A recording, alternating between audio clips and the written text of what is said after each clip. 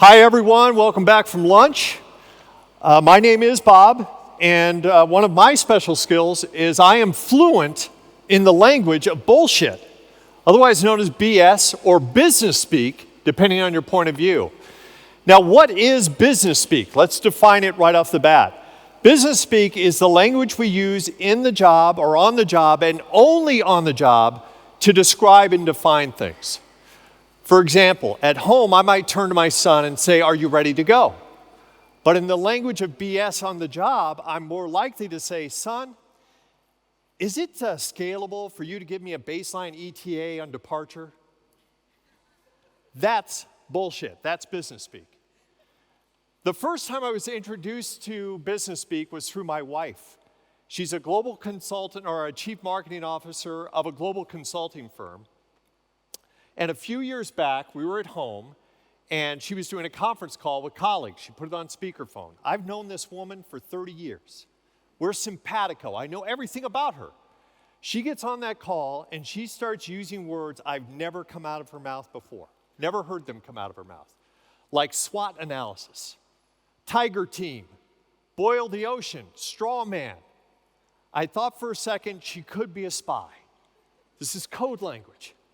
She gets off the phone, and she defines these terms to me in a way that a human being, a regular human being like me, can actually understand. And I did what every good husband does in a solid marriage. I made fun of that language relentlessly.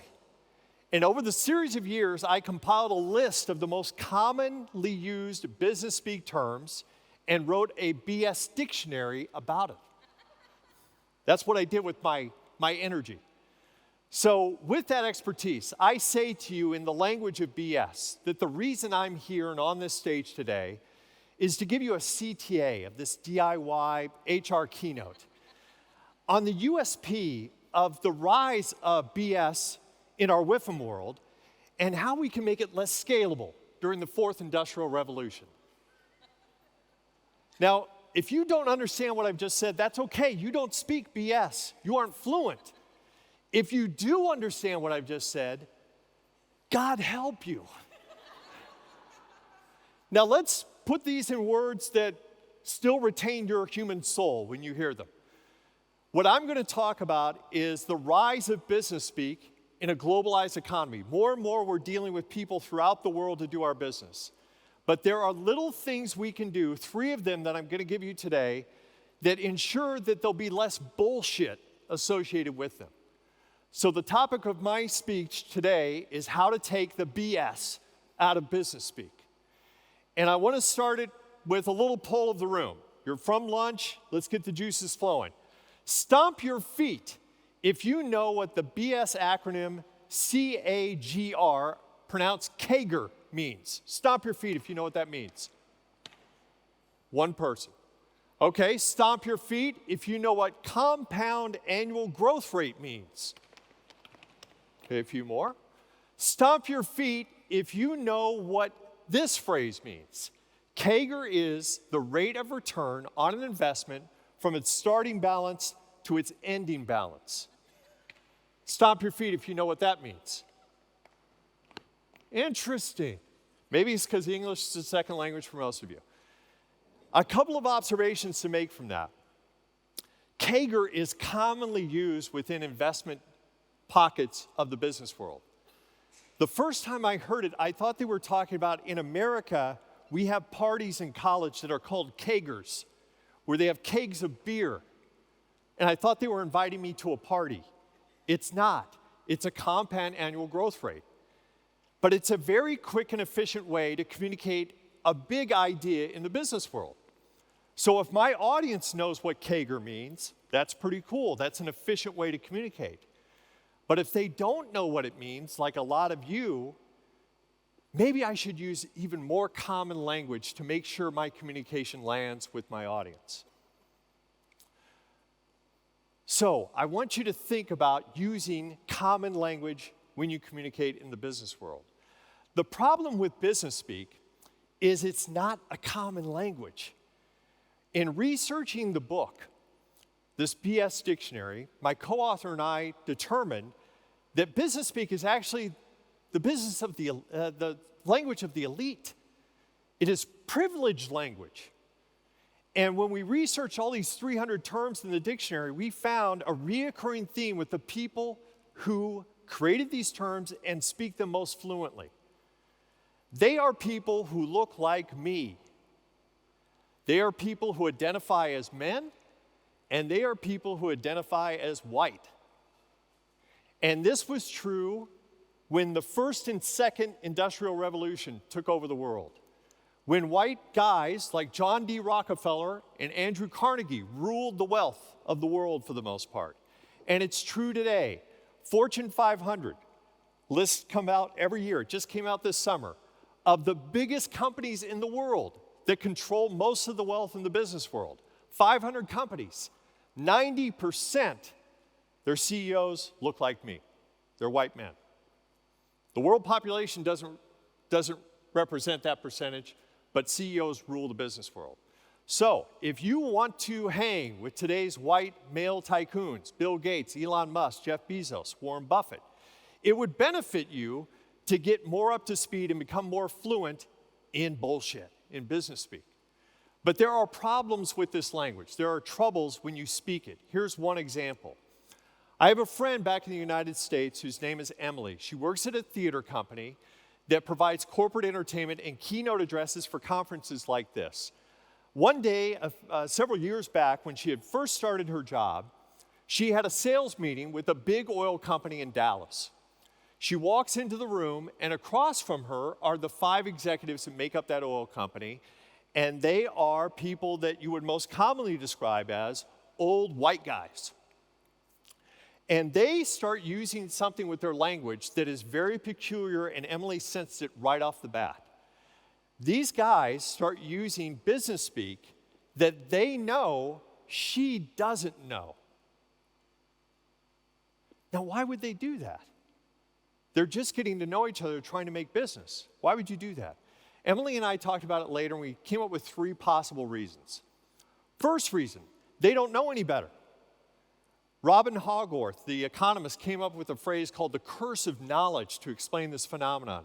Sometimes we are so well-versed in a topic that we forget what it's like to be new to it. And so we just say Kager without explaining it to a group, right? That happens a lot when you ask for directions in an unknown territory, an unknown land, a foreign place. You'll get a local that'll talk about this is the best place to take it, to buy chicken. Take a right down there, and you're like, I don't know what you're talking about, dude. This is also why in my corporate consulting work, I will advise companies that use a lot of business speak, and some of you may be in those companies, and you know if you are, that you have a lot of acronyms specific to your industry or specific to your company, that I advise you to make a glossary of terms and give that to new employees as part of their onboarding. So they don't have to sit through a meeting and smile and nod as somebody says Kager, and they don't know what the hell you're talking about. And then they go home and they frantically Google it, right, to figure out what it means. Second reason why these board executives may have said what they said to Emily. They wanted to determine how much she knew versus how much they knew. And they wanted to create status in that. We know more than you, okay? Instead of just saying at the beginning of a meeting, hi, Emily, can you brief us on how much knowledge or experience you have in the industry so we can find common ground and speak here? They didn't do that. Third possible reason that these oil executives did what they did with Emily is they're just jerks. And Emily came to a pretty solid conclusion. They were just jerks. Because the next day, she brought in a more senior male colleague. All the BS went away. These oil executives spoke in common language that anybody could understand, and a deal was struck. So I want you to think about the lesson here, that communication is ideally to bring us together, not to keep us apart. And when you create status with language, you're keeping people apart. So I want you to think about using your business speak to be inclusive, not exclusive. Inclusive, not exclusive. In other words, don't be a jerk. Pretty easy takeaway. Okay, if you're first how to take the BS out of business speak. Use words that people can understand, which brings me to my second takeaway. Clap this time if you know what the word de minimis means. Does anybody know what de minimis means? A couple? Good. You got your dictionary out? Good. Excellent. If you did not clap, you were like me a few years back. I was working for an American comedy show called The Daily Show with Jon Stewart. I was a correspondent on that show. And for those of you who don't know, The Daily Show is a popular show in the U.S. that satirizes the news of the day. We interview lawmakers or newsmakers and show the contradictions in what they're saying and laugh about it. So for one piece, I was interviewing an accountant, and he used the word de minimis to describe a tax phrase or tax idea. And as soon as he said de minimis, I stopped the interview and said, de minimis? What the F does that mean? And he looked at me and he said, well, it means very small or immaterial. And I said, well, why didn't you just say that? And he said, in a moment of unscripted, unedited honesty, he said, well, I just thought it sounded good. And he's right. It's a cool word, de minimis. It sounds pretty awesome, right?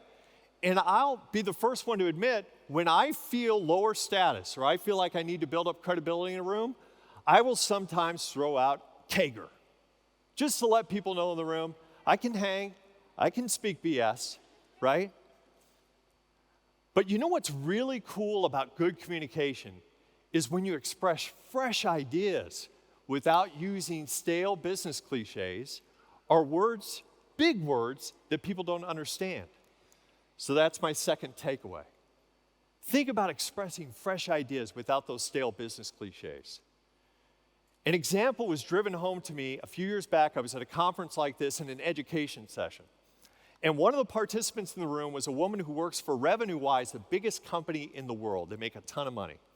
And she said this company was so steeped in bullshit that she, to keep herself sane and not quit, she made BS bingo cards on conference calls. So when her colleagues turned the BS on, she turned off. Nicole, you mentioned the more BS, the less engaged you are. She started to play BS bingo with them. So as soon as she heard synergy, oh, that's a B. Change agent, that's an I. N is paradigm shift, moving down the line. All of this reminds me of the Shakespeare quote, sound and fury signifying nothing. Have any of you ever worked with somebody who's just so full of BS that it's like roll your eyes? BS. I hear some yeses up here. That's what we're trying to fight against.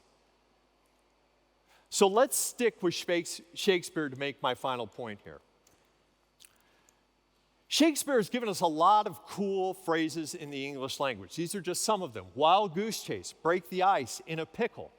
These are phrases that can be used in the workplace or outside the workplace. It doesn't matter. The cool thing about some of these phrases is a lot of us in the world have at least a little bit of experience with Shakespeare. And we have some context clues that allow us to figure out what wild goose chase means. For example, the first time we hear it. But there are other phrases, especially in a globalized economy, we don't have that same context. And I want to test the room to get to that. This is a phrase that's commonly used in American BS and outside of business. And there's some other phrases that all have the same origin. If you know what that origin is, yell it out at any point. Out of left field, pinch hitter, swing for the fences. Anybody know the origin of those phrases? What's that? Baseball? Baseball? Yes. This is the international symbol for baseball now. You are correct. It is baseball. Great. Okay, baseball, very common in America, but think of globally. Does a business person in India, are they more likely to play baseball or cricket? Is a person in this part of the world more likely to play baseball or football? European football. So we've got to think about that as we navigate our phrasing in the way we communicate to our companies and the people we work with. Here's another list. Tell me if you know the origin of these phrases. Blind leading the blind, by the skin of your teeth, fly in the ointment, Writing is on the wall and no rest for the wicked. Anybody know? Yell it out. Bible. That's a good Christian right there. He knows the Bible. It is the Bible. Here's the research. There's a lot of Christians in the world, and the Bible is one of, if not the most read or most commonly known book in the world. But population-wise, Christians only make up about a third of the world's population. So that means 2/3 of the people, the Buddhists, the Hindus, the Muslims, don't use the Bible as a common text to guide their faith. So be aware, if you're one of those people that leans into biblical stories or biblical phrasing, your audience may not really understand where that's coming from. Anybody, raise your hand if you know what the a commonly used American BS term of drinking the Kool-Aid is. Anybody ever heard of drinking the Kool-Aid, know what it means? Raise your hand. Right back here, I can barely see it. That table, there's a person raising their table right here. Let me get off stage. What's that? That's drinking the Kool-Aid, calm down. Drinking the Kool-Aid, calm down. No? I thought it meant What does drinking the Kool-Aid mean? Take the risk, to take the plunge. Take a risk, take a plunge, sort of there. Back there, yeah. It's mass suicide. Oh, whoa. Drinking the Kool-Aid's mass suicide. Yeah. Getting on board without questioning. Bing, bing, bing. That's it. Now, it's interesting you said mass suicide, because that's the origin story of drinking the Kool-Aid. 1978, this guy is an American cult leader, Jim Jones. He has hundreds of followers. He decides one day to give his followers a flavored drink that's made by a popular flavored product called Flavor Aid that is later confused with the more popular flavored product called Kool-Aid. And it is laced with cyanide. Hundreds of people die. Babies, children, whole families wiped out. It's horrible, right? But the reality is, I asked this audience, who knows the origin story of drinking the Kool-Aid? And I got 4 different answers. One of them was right. If you were born after 1978, even in America, chances are you don't know this origin story. You're just saying drinking the Kool-Aid. If you want to go down a rabbit hole, start Googling other phrases like running amok and look up the origin story for stuff like that. Those are good phrases to understand the history of them. And it'd be nice to know those before we use them in a business meeting. Another phrase that comes to mind like this is piggyback.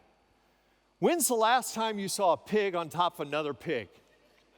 Outside of a sexual act between 2 consenting pigs. It doesn't happen. But this is a common phrase, at least in American and most English as a first language business speak, piggyback. And that's because its origin is pick back or pick pack. And it was so commonly misstated and then started being written misstated that the mispronunciation is the accepted term now. So pigs are looking at each other going, I've never been on your back. What's going on? Piggyback. And there's a whole bunch of business speak and common phrases that we use in American English, at least, that have very odd origin stories. Another rabbit hole Google search for you. Look up the phrase, blowing smoke up your ass. It will disturb you what that's about. Which brings me to a finer point. That when we use these phrases, that in today's globalized economy, the chances are that BS meanings can get lost in translation. To drive that home, in America, if a company has no money, we are common to refer to it as broke. In Italy, you are commonly referred to that as being at the green. In Spain, you say without white. Same thing, said differently. In America, if you're given a very easy task, you may say that was a piece of cake, while your Australian or New Zealand coworker may say Bob's your uncle, right? If you have a very unlikely task put in front of you as an HR person and you know this will never get done, In America, you may say, it'll happen when pigs fly. In the Netherlands, you may say, it'll happen when calves dance on the ice. And in Russia, you may say, it'll happen when a crayfish whistles from the mountaintop. Means the same thing. But think about that. If that's introduced in a room and you're like, I don't know what a crayfish has to do with this whole thing. In Japan, if you were given a task that is overwhelming to you and you'll take anybody's help, you may say, I'll adopt cat paws. In America, if you were given a work task that is so big that one day's work won't really get it done, we refer to it as just being a drop in the bucket. While in China, the same concept is referred to as 9 cows and only 1 thread of cow hair. And I would be remiss if I left you all without recognizing that in this part of the world, you all love food when it comes to business speak. Because think about the German language. If you're at a workplace, work meeting, and you want to interject your thoughts into the meeting, you will most likely say, hey, I want to add my mustard here, right? And when I have the floor, I want to be as clear as dumpling broth to talk about it. I certainly don't want to appear as somebody who has tomatoes over their eyes. And when I have the floor, I don't want to talk around the hot porridge, right? Because I don't want to come across as somebody who swam in on the noodle soup, right? So, in wrapping up, in the language of BS, bullshit, business speak, I want to disambiguate the net of this dog and pony show for you thought leaders and call out the elephant in the room when it comes to business speak in the workplace. The takeaways of my time with you. 1, I encourage you to use BS to be inclusive, not exclusive. This goes for all language. Bring people together. Communicate. Express fresh ideas without using stale business cliches. If synergy's in there, there's probably a different way to say synergy. And then finally, realize the more global we get as a world, as an economy, the more likely it is for BS phrases to get lost in translation. If we do these 3 things, these little things, I would argue that there'll be a lot less bullshit in the world. And what a wonderful world that would be, right? Thank you very much.